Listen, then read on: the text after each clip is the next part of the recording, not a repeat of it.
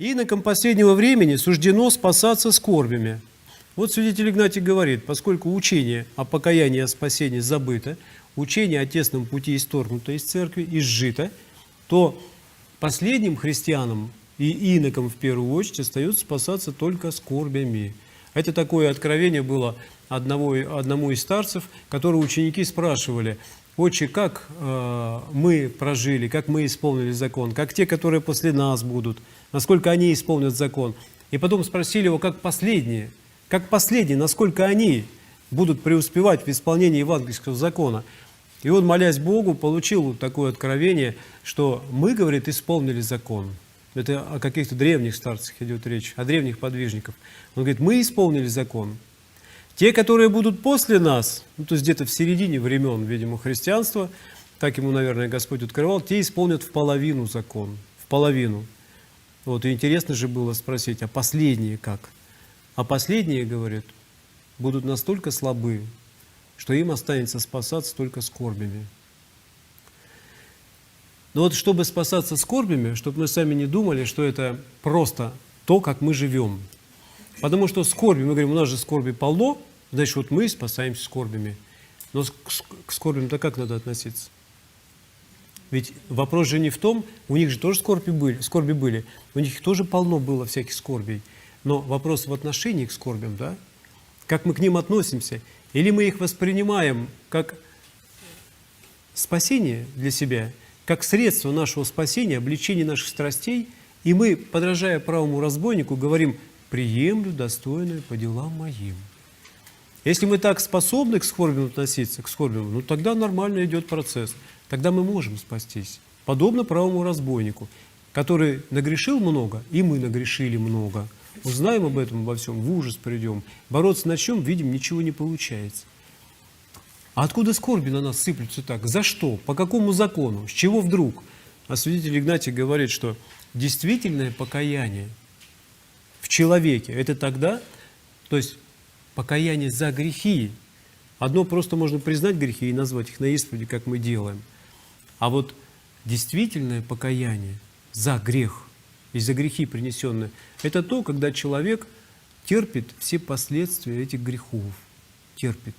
Итак, если мы грешили много, то и свалиться на нас должно много всяких бед, искушений, скорби, болезней, всяких проблем. Много. И внутренних, и в узком кругу домашних, и на производстве, и в государстве, и в мире, и всякие законы о повышении пенсионного возраста, и повышении тарифов на коммунальные услуги, и вообще все, что угодно, и платная медицина, и огромные очереди, и так далее, и так далее. Мы на все это ропщем. Цены растут, зарплаты стоят. Предприятия закрываются, людей увольняют. Говорим, горе-то, проблема-то какая, как жить-то теперь? Ах, они там такие, что они там наверху думают, там Россию продали, страну продали, там наворовались воры и так далее. Сейчас очень удобно обернуть это все в очередную бучу, взять, завернуть снова народ, разжечь его, как в 17 году, и вызвать очередные потрясения в стране. Но мы же не можем это принять как заслуженное, терпеть-то не можем. Мы, как христиане, вроде бы мы должны хотя бы это понимать, и мы этого не можем. Как в 17-м тоже терпеть уже не могли, тоже не хотели терпеть. Лозунг был брошен, да? Как там коммунисты говорили, не помните? Экспроприация экспроприаторов, грабь награбленное. Это же все лозунги, основанные на действии страстей. Обидно, что кто-то имеет, а вот этот человек не имеет. И даже, как говорят в сельской местности, раскулачивали даже середняков.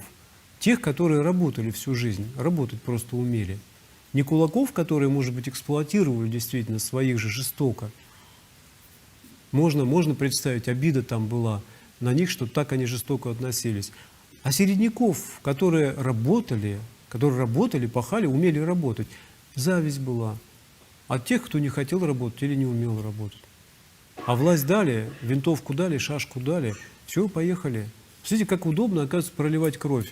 Как это легко дается, только позавидуй. А кто так первый сделал по зависти? Каин. Каин убил своего брата по зависти. Обыкновенная зависть. Вот так вот разожги в людях сейчас зависть, вот подлей масло в огонь, и пойдет эта масса и пойдет опять крушить. Вот как все опасно.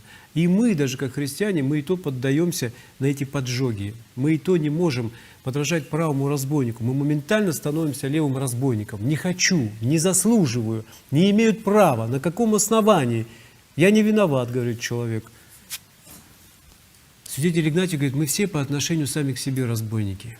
Если мы бандитами не были, никого реально не убивали, банки не грабили, соседей не грабили, по-крупному ничего не воровали, никого не поджигали, мы себя, души свои сожгли. Разграбили благодать крещенскую, которая в нас в крещении вселилась. И мы ее вот так вот разбазарили. Мы сами в отношении себя разбойники. Души свои сколько раз убили смертными грехами. Каждый смертный грех – это смертельная рана душе. Сколько болезней в себе развили смертельных, все страсти, все 8 есть. Конечно, бандиты по отношению к себе, не считая всякого зла, которое мы сделали окружающим людям. Вот он говорит, критерий. Если мы бы признали себя такими разбойниками, посмотрев сами на себя с точки зрения строгости духовного закона, тогда бы мы сказали, а что я ропщу? Тогда нет во мне покаяния, тогда я не хочу нести последствия этих грехов, которые случаются у меня в жизни. Вот и вся правда. Покаяния нет. Без покаяния грехи не прощаются. Значит, ад? Ну, значит, выходит, и веры нет, и ад, и все равно мне. Вот так вот мы живем, как христиане. Такая у нас вера бывает.